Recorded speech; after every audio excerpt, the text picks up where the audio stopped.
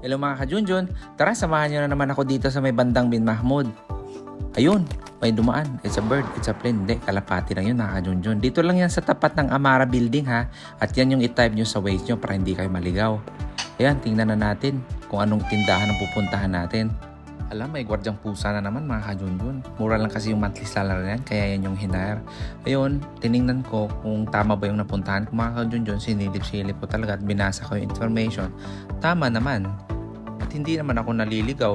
Ito yung kubo ni Juan. Yan yung pupuntahan natin mga ka-Junjun.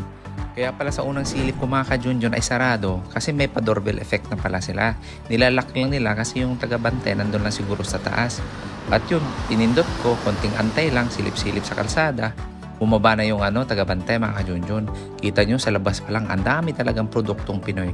At yung pinasok ko, grabe ang mumura ng mga binenta nila mga ka-Junjun.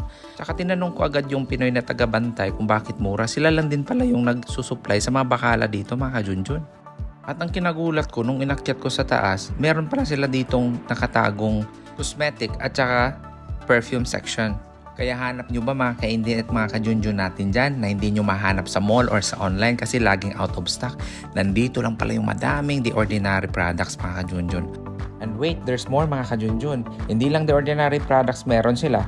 Meron din sila mga Korean products din mostly. At saka yung mga hinahanap nyo sa mall na laging wala, nandito lang pala. At since bago lang tong tindahan na to mga ka-Junjun, meron din sila mga konting mga discounts. At saka ilalagay ko dito yung FB page nila para doon nyo makita yung mga latest promotions nila at saka mga details ng presyo ng mga products din nila. Yan po, yan. Clear Skin Essentials Qatar by FAZ Q1 Trading. Yan, sinilip ko na naman ulit mga ka-Junjun. Hinahanap ko yung ginagamit ko usually na The Ordinary. Kaya laking tulong nito mga ka-Junjun kasi lagi talaga ako nauubusan online or sa mall. Talakayan naman natin yung The DL Collection. Katabi lang nito mga ka-Junjun. Yan. Ang mga pabango naman dito mga ka-Junjun ay inspired from branded perfumes.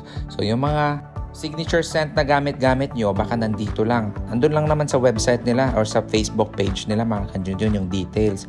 Ang presyo at saka kung anong brand na hinahanap nyo. Sakto to mga ka-Junjun sa pagpauwi kayo, pampasalubong nyo sa pamilya nyo sa Pinas. At swaksa pa nga, kita nyo may hawak. Ganyan yung may-ari, kausap ko lang yan siya kagabi. Sabi niya, meron din siya yung latest promotion ngayon. Pag bumili kayo ng tigdalawang 100 ml, may libre kayong 30 ml. So ang mura lang yan mga ka-Junjun talaga, promise. Tingnan nyo lang sa website nila or dun sa FB page niya. O diba? May pasample pa. As in, mabango talaga siya mga ka-Junjun kasi oil-based siya, matagal siyang mawala. Baka yung gumamit ang mas mauna pang mawala kaysa sa scent mga ka-Junjun. Joke lang. Yan yung mga iba-ibang selections ng mga sikat na mga brands mga ka-Junjun. Meron silang 30 ml, meron din silang 50 ml, at saka meron din silang 100 ml. So mamili lang kayo mga ka-Junjun. At naway masuportahan talaga natin mga ka-Junjun yung mga kababayan nating nagsisimula at nagsusumikap magkaroon ng business dito sa ibang bansa. Kasi di din madali talaga mga ka-Junjun magsimula ng sariling business dito. Sa lahat ng mga stress na nadaanan nila mga ka-Junjun, naway maging worth it to lahat. At maging successful din sila balang araw. Yun lang, salamat, makasalama.